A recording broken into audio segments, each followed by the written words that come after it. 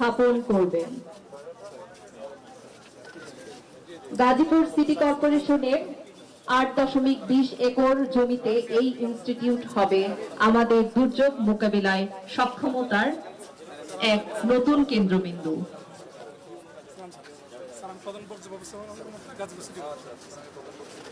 আজকের এই ভিত্তিপ্রস্তর অনুষ্ঠানের প্রধান অতিথি গণপ্রজাতন্ত্রী বাংলাদেশ সরকারের মাননীয় প্রধানমন্ত্রী জনাব তারেক রহমান এমপি।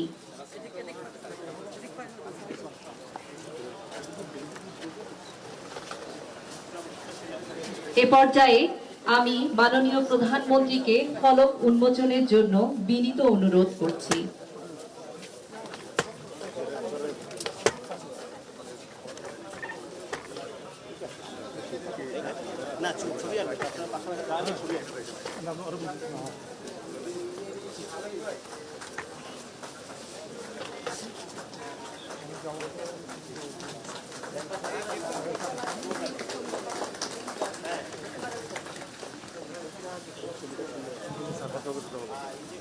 ধন্যবাদ মাননীয় প্রধানমন্ত্রী। সম্মানিত সুধী, ভিত্তিপ্রস্তর স্থাপন সম্পন্ন হলো। এখন এই প্রকল্পের সাফল্য ও জাতির কল্যাণে বিশেষ দোয়া ও মোনাজাত পরিচালনা করবেন হাফেজ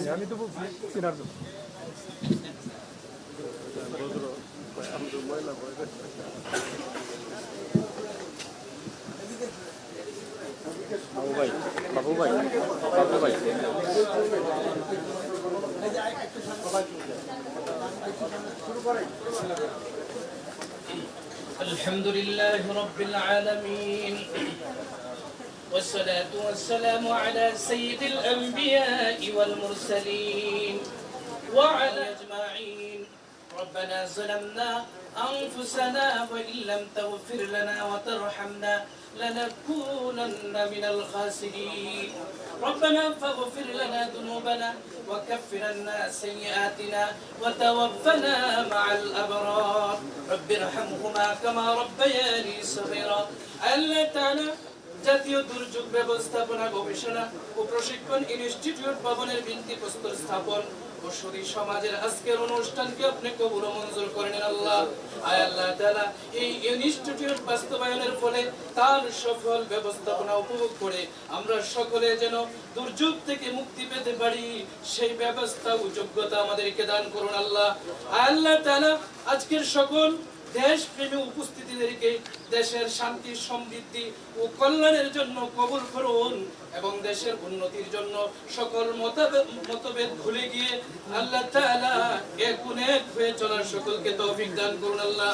আল্লাহ তাআলা শহীদ রাষ্ট্রপতি জিয়াউর রহমান বীরোত্তম ও বারবারের সফল সাবেক প্রধানমন্ত্রী মরহুমা বেগম খালেদা জিয়া এবং ওনার ছোট ছেলে জনাব আরাফাত রহমান কুকুবাই সহ আল্লাহ তাআলা সকলকে শাহাদাতের মর্যাদা দান করে জান্নাতের উচ্চ আলা মাকাম আপনি দান করুন আল্লাহ। আয় আল্লাহ তাআলা গণপ্রজাতন্ত্রী বাংলাদেশ সরকারের মাননীয় প্রধানমন্ত্রী জনাব তারেক রহমান সাহেবকে আল্লাহ তাআলা স্বাস্থ্যগত সুস্থতা সাথেই সফল রাষ্ট্রনায়ক হিসেবে দেশের খেদমত করার তৌফিক আপনি দান করুন আল্লাহ। সুবহান রাব্বিকা রাব্বিল ইজ্জাতি আম্মা ইয়াসিফুন ওয়া সালামুন আলাল মুরসালিন ওয়ালহামদুলিল্লাহি রাব্বিল আলামিন বিরহমাতিকা ইয়া আরহামার রাহিমিন।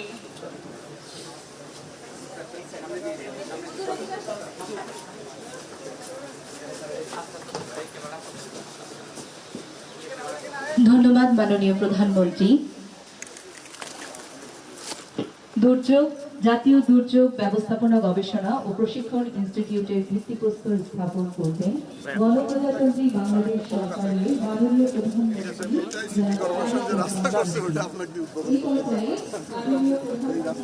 পাশের জলাশয়ে মাছের পোনা অবমুক্ত করার জন্য সবিনয় অনুরোধ করছি।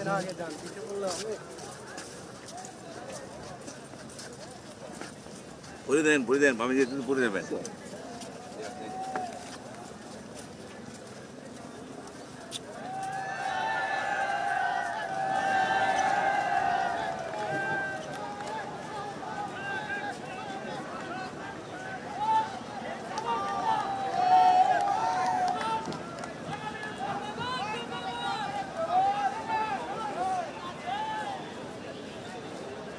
প্রধানমন্ত্রী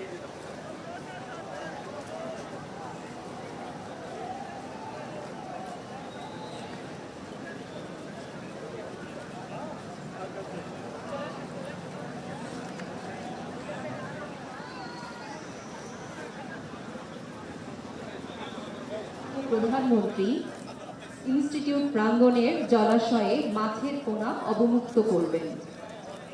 দুর্যোগ ঝুঁকি হ্রাসে প্রকৃতির ভূমিকা অপরিসীম, আর মাননীয় প্রধানমন্ত্রীর এই কর্মযজ্ঞ সেই গুরুত্বকেই ফুটিয়ে তুলেছে। পরিবেশের ভারসাম্য রক্ষা এবং প্রাকৃতিক পরিবেশের বিকাশে তার এই উদ্যোগ আমাদের অনুপ্রাণিত করবে।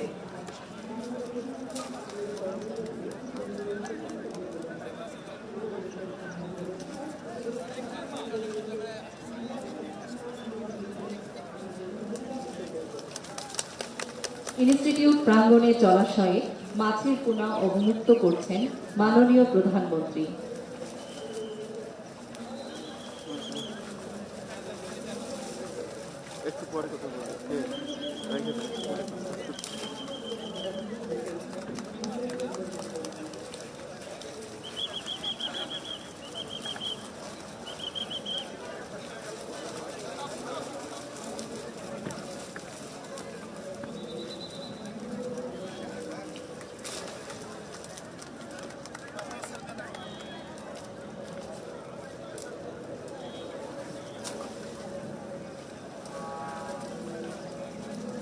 ধন্যবাদ মাননীয় প্রধানমন্ত্রী। এ পর্যায়ে প্রকৃতি ও পরিবেশের ভারসাম্য রক্ষায় মাননীয় প্রধানমন্ত্রীকে এই ইনস্টিটিউট প্রাঙ্গণে একটি স্মারক বৃক্ষরোপণ করার জন্য সবিনয়ে অনুরোধ করছি।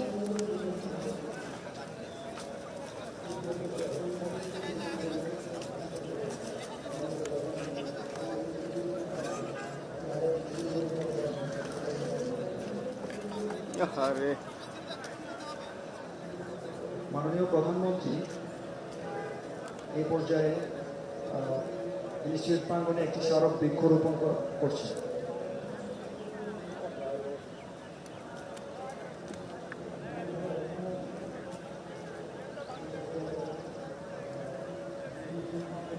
দুর্যোগ ঝুঁকি হ্রাসে প্রকৃতির ভূমিকা অপরিসীম, আর মাননীয় প্রধানমন্ত্রী এই কর্মযজ্ঞ সেই গুরুত্বকেই ফুটিয়ে তুলছে। পরিবেশের ভারসাম্য রক্ষা এবং প্রকৃতি সম্পদ বিকাশে তার এই উদ্যোগ আমাদের অনুপ্রাণিত করবে।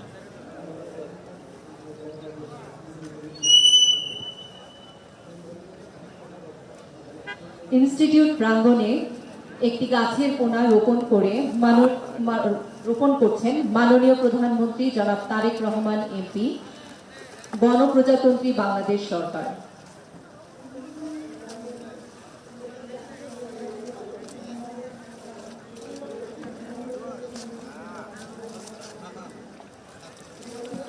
অসংখ্য ধন্যবাদ ও কৃতজ্ঞতা মাননীয় প্রধানমন্ত্রী।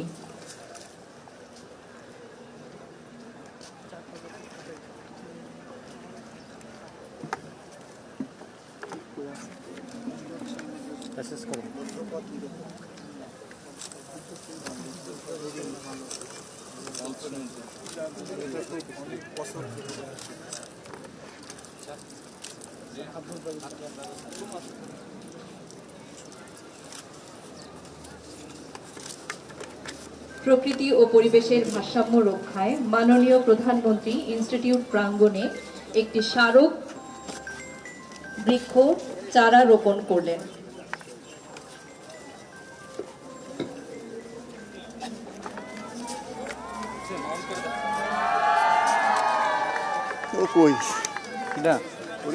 ওই যে করে আসো না কেন, আমি এখানে দাঁড়িয়েছি ও দাঁড়িয়েছি লং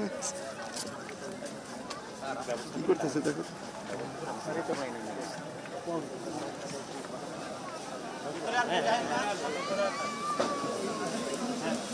ভেতরে আর যায় না কেউ।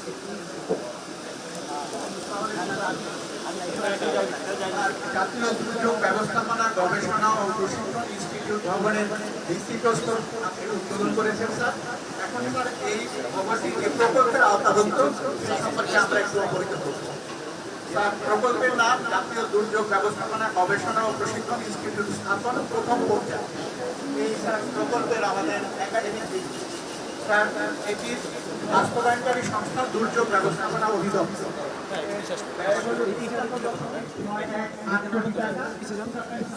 এই জায়গা থেকে নেমে যেত, হ্যাঁ আপনারা এখানে এখানে নেমে যেত। গাজীপুর সিটি কর্পোরেশনের 51 নম্বর ওয়ার্ডের 27 মৌজা। এখানে স্যার আওতাধীন এলাকা হলো 8.201। স্যার এই প্রকল্পের প্রেক্ষাপটটা হলো এরকম যে আমাদের একটা দুর্যোগ ব্যবস্থাপনা আইন রয়েছে 2012, যার মাধ্যমে আমার অধিদপ্তর তৈরি হয়েছে। স্যার এই আইনের 12-1 ধারায় বলা হয়েছে বিভিন্ন ধরনের দুর্যোগ ও জলবায়ু পরিবর্তনের প্রভাবের ফলে আমাদের গবেষণা করতে হবে এবং দুর্যোগ ব্যবস্থাপনা কার্যক্রমে সক্ষমতা বৃদ্ধির জন্য একটি জাতীয় দুর্যোগ গবেষণা ও প্রশিক্ষণ ইনস্টিটিউট তৈরি করতে হবে। স্যার এই ইনস্টিটিউটের সাথে আমাদের বর্তমান সরকার ক্ষমতায় আসার আগে যে নির্বাচনী ইশতেহার দিয়েছিলেন সেখানে বলা হয়েছে দুর্যোগ বিষয়ে গবেষণা ও প্রশিক্ষণকে আমরা উৎসাহিত করব। স্যার এই ইনস্টিটিউটের সাথে সেটি অত্যন্ত সংগঠিত। এই ইনস্টিটিউটের উদ্দেশ্য হলো স্যার প্রশিক্ষিত জনগোষ্ঠী তৈরি করা। জানেন স্যার আমাদের প্রচুর স্বেচ্ছাসেবক রয়েছে। আমাদের যখন এই ইনস্টিটিউট হয়ে যাবে স্যার এর পিছনে হবে আমাদের হোস্টেল বিল্ডিং, এখানে মাঠ থাকবে, তারা সিমুলেশন করবে। জানেন স্যার আমাদের সিসিপির আগে 80,000 ভলেন্টিয়ার রয়েছে, ভূমিকম্পের ভলেন্টিয়ার আমরা তৈরি করছি। আগে তো আমাদের দুর্যোগ ব্যবস্থাপনা কমিটি রয়েছে স্যার, জেলা উপজেলা ইউনিয়নে, সেখানে জনপ্রতিনিধিরা রয়েছে, বিভিন্ন শ্রেণী পেশার মানুষ, কৃষক, ব্যবসায়ী, চেম্বার অফ কমার্সের প্রতিনিধি, সাংবাদিক, অনেকে, তাদেরকে আমরা পর্যায়ক্রমে প্রশিক্ষণ দিই। আর হলো স্যার গবেষণা। গবেষণার প্রয়োজনটা এরকম, আমরা যেমন স্যার প্রতি বছর শীতের আগে কি করি, কম্বল বিতরণ করি, এটা আমাদের অ্যান্টিসিপেটরি অ্যাকশন, আমরা ইন অ্যান্টিসিপেশন এই কাজটা করে থাকি। সেরকম স্যার আমরা যখন বিভিন্ন দুর্যোগের সময়, বিশেষ করে বন্যা প্রবণ, ঘূর্ণিঝড় প্রবণ এলাকায় যদি আমরা আগে আর্থিক সহায়তা করি, তার প্রভাবটা কী হবে আমরা দেখতে পারি। স্যার দক্ষিণাঞ্চলে যখন প্রবল ঝড় বৃষ্টি হয়, বাঁধ ভেঙে যায়, দেখা যায় যে বাঁধ মেরামত করলাম, মাটিতে লবণাক্ততা থেকে যায়। এইসব বিষয় স্যার আমরা গবেষণা করব। এখানে গবেষণা কর্মকর্তার জন্য আমরা 13টা পদ এবং ঊর্ধ্বতন গবেষণা কর্মকর্তা 6টি পদের প্রস্তাব করব। স্যার প্রকল্পের প্রথম পর্যায়ে এই বিল্ডিংয়ের স্যার 3 তলা তৈরি হবে এবং এই হোস্টেল বিল্ডিংয়েরও 3 তলা। আমরা প্রথম পর্যায়ে এতটুকু তৈরি করব। যখন সব প্রকল্পের মাধ্যমে ইনস্টিটিউটটা তৈরি হয়ে যাবে তখন তার প্রধান কাজ হবে কোঅর্ডিনেশন করা। আর দেশের অনেকগুলি বিশ্ববিদ্যালয়ে দুর্যোগ নিয়ে লেখাপড়া চলছে, তাদের সাথে কোঅর্ডিনেশন করা। বিশ্ববিদ্যালয়ের ছাত্ররা আমাদের কাছে এসে উপস্থিত হয়, তাদের তথ্য উপাত্তের জন্য আমরা এই ইনস্টিটিউট তাদের সাথে আরও কোঅর্ডিনেশন করতে থাকে, আমাদের দেশের গবেষণার সুযোগ আরও বাড়বে। স্যার আমাদের এখানে ফ্যাসিলিটি থাকবে, আমরা একই সাথে সেমিনার সিম্পোজিয়াম করতে পারবো। এই বিল্ডিংয়ের সাথে সর্বত্র তলায় 9 ও 10-এ বিদেশিদের জন্য আমরা থাকার ব্যবস্থা রাখবো, তাদেরও আমাদের গবেষণার সাথে আমরা সম্পৃক্ত করতে পারি। এই প্রকল্প যে ফ্যাসিলিটি হবে আমাদের একসাথে ক্লাসরুম থাকবে 7টা, আমাদের প্রতি ক্লাসরুমে 50 করে 350 জনকে প্রশিক্ষণ দিতে পারবো। আমাদের 2টা থাকবে স্যার সেমিনার রুম, 200 জনকে একসাথে আমরা সেমিনার সিম্পোজিয়ামে অংশ নিতে পারবো। আমাদের কম্পিউটার ল্যাব থাকবে 2টি, সাইড করে 120 জনকে কম্পিউটার ল্যাবে একসাথে আমরা তাদের কাজ করাতে পারবো। স্যার এই প্রকল্পটা হওয়ার সুবিধা আমরা মনে করছি জনগণের মধ্যে আমাদের যারা প্রশিক্ষণার্থী তারা এখান থেকে প্রশিক্ষণ নিয়ে, আমাদের যারা দুর্যোগ ব্যবস্থাপনা কমিটির সদস্য তারাও প্রশিক্ষণ নিয়ে সারা দেশের মানুষের কাছে আরও সচেতনতা বৃদ্ধিতে কাজ করবে, আমাদের দুর্যোগের ক্ষয়ক্ষতি হ্রাস পাবে। তারা কি জানেন 24 সালে যখন আগস্টে ভয়াবহ বন্যা হয়েছিল, সরকারের ক্ষতি হয়েছিল 14,600 কোটি টাকা। এই ক্ষতিকে হ্রাস করার জন্যই আমাদের ইনস্টিটিউট কাজ করে। যখন এত পরিমাণে হঠাৎ করে টাকা লাগে তখন অর্থ বিভাগকে আমরা থোক বরাদ্দের জন্য করি, সরকারের বিভিন্ন মন্ত্রণালয় বিভাগ তাকে সেটি দিতে হয়। তার ফলটি হয়েছে প্রতি বছর সামনে আমাদের বাজেট হবে, আমরা যে বার্ষিক উন্নয়ন কর্মসূচি করি সেগুলিতে একটা ধাক্কা লাগে। আমরা চাই সকলের সহযোগিতায় এটি করার। স্যার এই প্রকল্পের যে বিল্ডিংটি হচ্ছে এটি কতগুলো বিশেষ বৈশিষ্ট্য, রেইন ওয়াটার হারভেস্টিং হবে, আরও অনেক কিছু হবে। স্যার এই অংশটুকু আমাদের প্রকল্পের বিশেষজ্ঞ খুলনা বিশ্ববিদ্যালয়ের আর্কিটেকচারের প্রফেসর যারা নাজিম হতিন এখন উপস্থাপন করেন।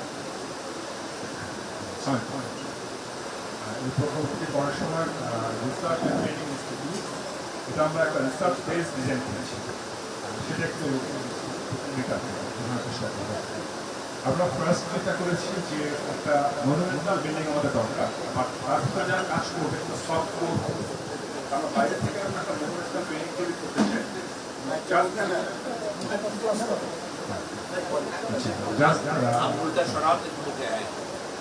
জাস্ট ভিতরে ঢুকলে আমরা সফট কোর পাচ্ছি, একটা অ্যাট্রিয়াম, যেখানে হচ্ছে ট্রেনার রিসার্চার আপনার ঠিক আলোচনা করতে পারবে এবং বিভিন্ন সার্কুলেশন করতে পারবে। আমরা এই ভবনটা তৈরি করার সময় যেহেতু ডিজাস্টার ম্যানেজমেন্ট একটা ভবন রিসার্চ ইনস্টিটিউট, আমরা ফর্ম সিলেকশনে একটা কিউব নিয়েছি যেটা হচ্ছে মোর স্ট্যাবল। কিউবের বিষয়টা হচ্ছে আপনি জেনে থাকবেন যে সবচেয়ে বেশি স্ট্যাবল হচ্ছে কিউব, এবং এখানে দুটা লেয়ার কিউব যে স্ট্রাকচারাল সিস্টেম, ওয়ালের সুপরিচিত যে স্ট্রাকচারাল সিস্টেম সেটা আমরা ইউজ করেছি। বাইরে আমরা একটা লেয়ার নিচ্ছি, তার ভিতরে আমরা আরেকটা কিউব নিচ্ছি। বাইরে হচ্ছে আমাদের রে কন্ক্রিট এবং ভিতরে হচ্ছে আমাদের ডান কন্ক্রিট। বেসিক্যালি এই কাজগুলো করার উদ্দেশ্য ছিল যে আমরা যে বিল্ডিংটা করছি হচ্ছে ডিজাস্টার ম্যানেজমেন্টের বিল্ডিং, এটার সাথে আমরা স্টাডি করে দেখেছি যে ক্লাইমেট রেজিলিয়েন্স, ক্লাইমেট চেঞ্জ এই ইস্যুগুলো খুব ইম্পর্টেন্ট এবং চলো হয়ে গেছে।